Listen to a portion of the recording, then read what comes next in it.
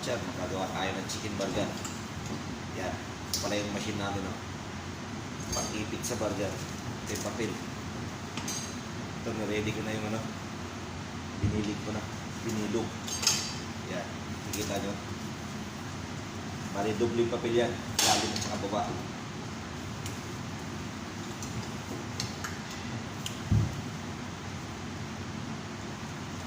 Bali, yan ang itsura niya. Lalagay ko sa tray.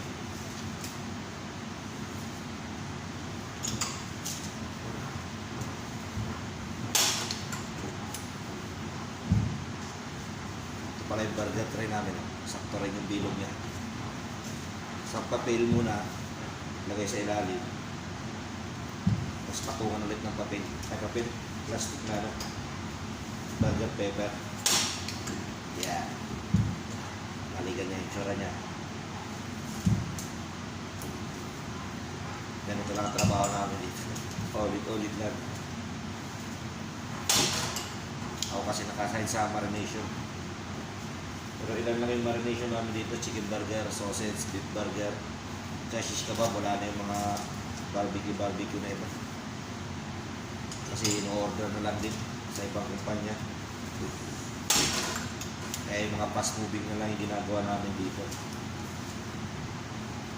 Tulad dito, chicken burger, beef burger, mga fast moving yun. Tsaka yung sausage, beef sausage. Tsaka yung ginaganyan-ganyan ko na shish kebab.